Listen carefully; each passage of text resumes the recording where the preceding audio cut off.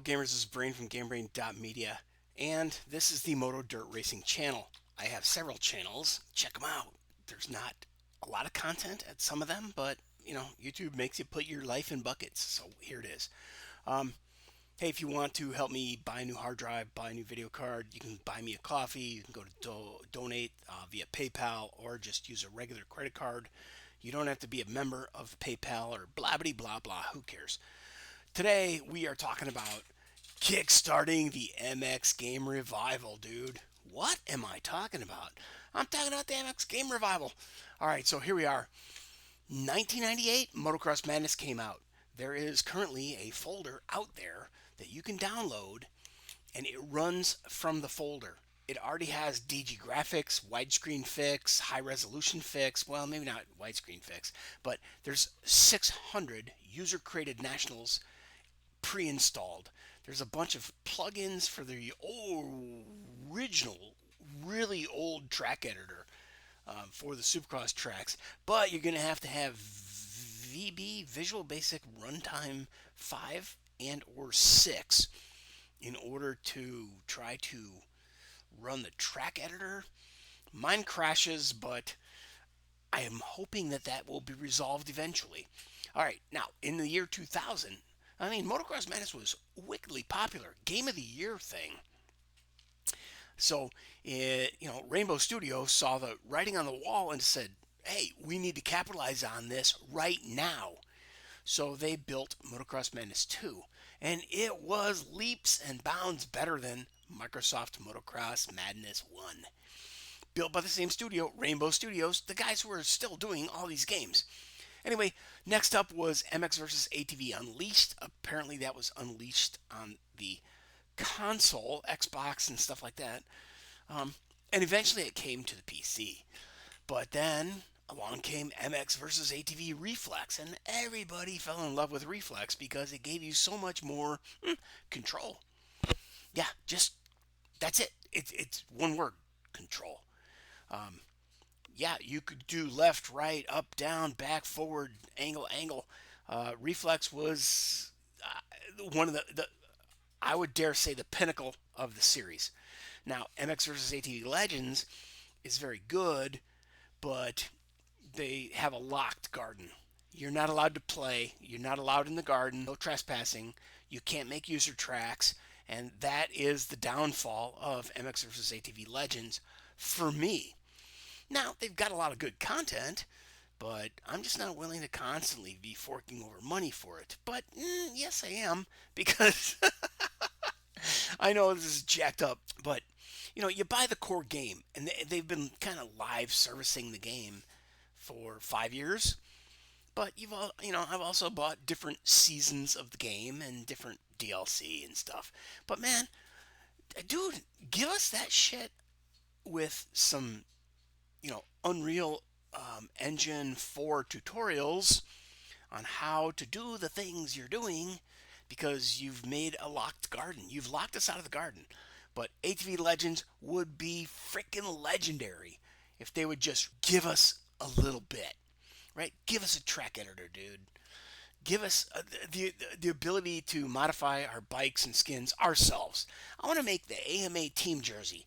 I don't want freaking Thor or Fox. I don't care about that crap. It's all commercial, pay as you go, pay. So, anyway, that's enough of that rant. In 2015, I'm back at tracking now. MX vs. ATV Supercross Encore came out. That was okay. I actually enjoyed that game. Played through, I think, the whole thing. There's a playlist maybe on Game Brain Media. I know I have an ATV All Out. I ran through that entire game. I did the 250 season, the 450 season. I ran the side-by-sides, and I didn't run the quads because I'm just not a four-wheel guy. Well, I love four-wheeling and four-wheel drive trucks, but not pretend motorcycles with four wheels. Yeah. Anyway, yeah, I'm an evil bastard. So let's move on, and we're going to talk about BruceAtkinson.com Dirt Twister. This used to be the Twisted Dirt website, twisteddirt.com. But I don't know what happened. If maybe somebody didn't pay the bill and the URL got snarfed up by some pirate.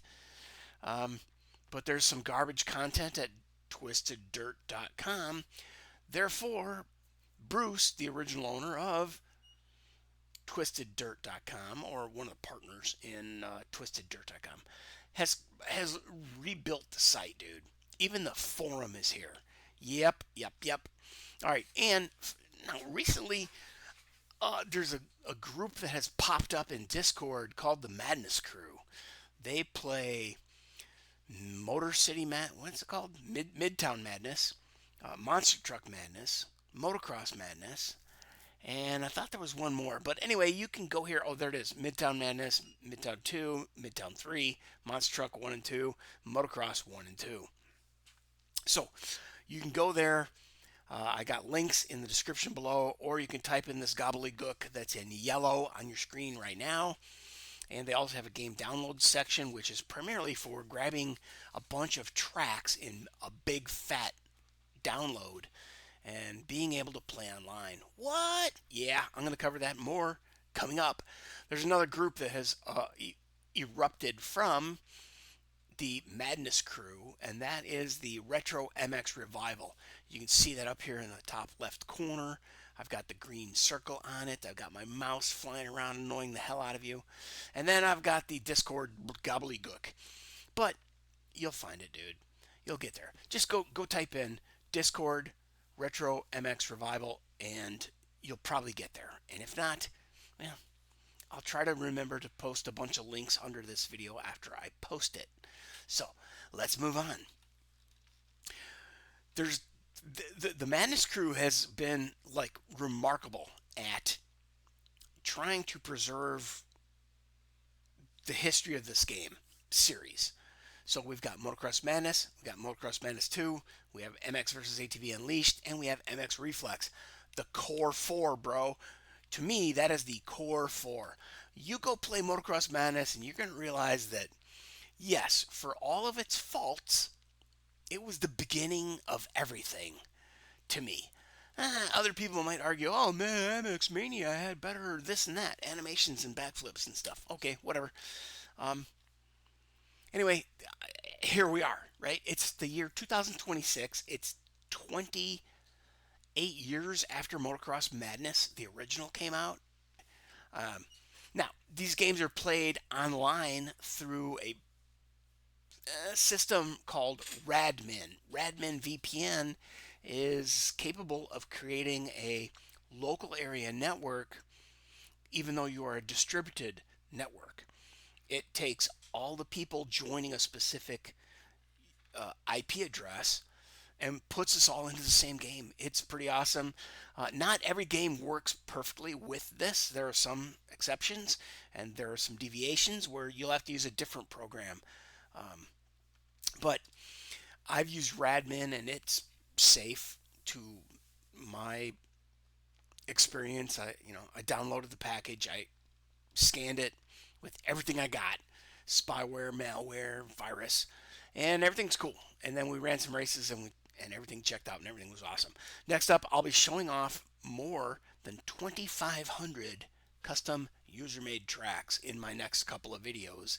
Well, my next 2,500 videos? No, not really.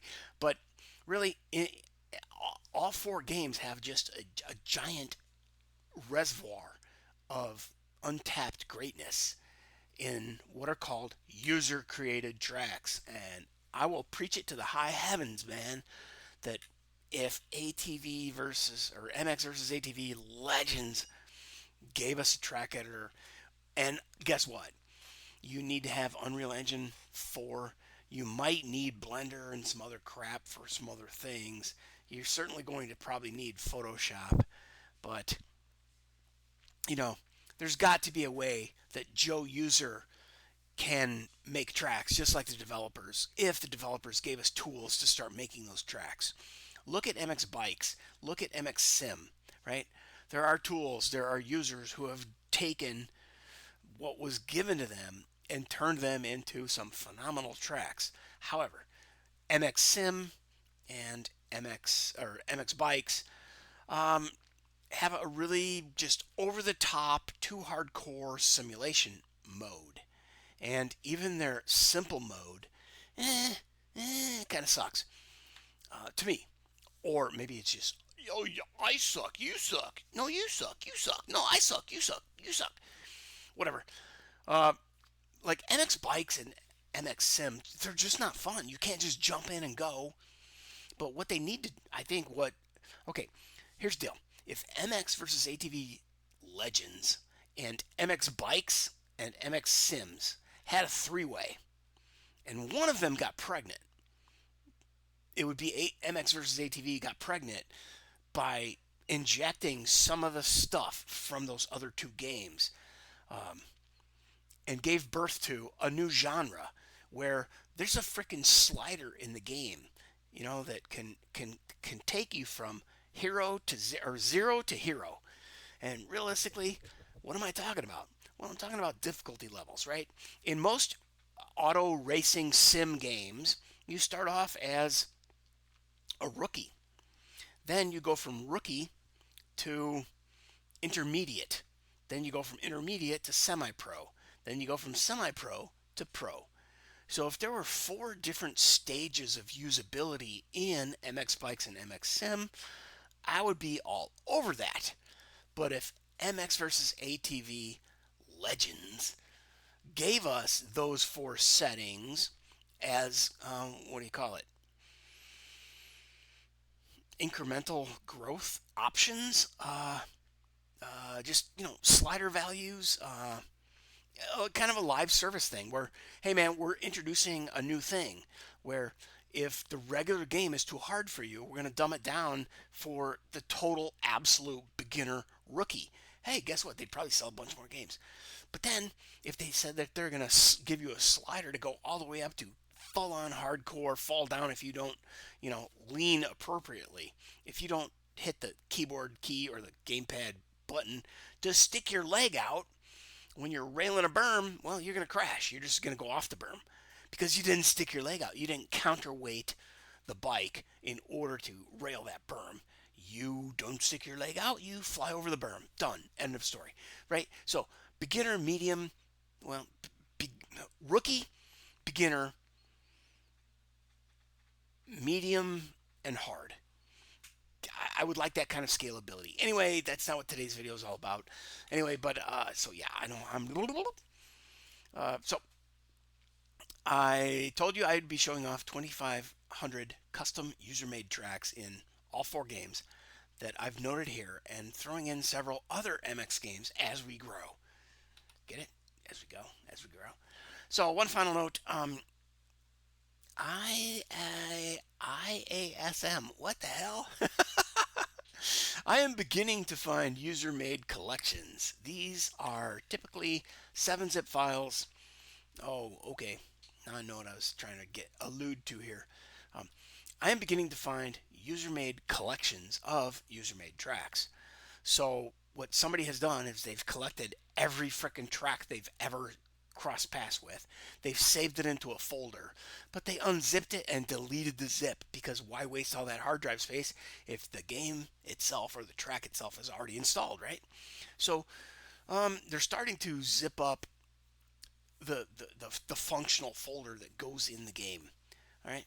And I think you know what I'm talking about, right? Some gamers have wrapped their collections of custom user-made tracks that are in their Terraform folder, the in-game folder. Hiccups. Damn it!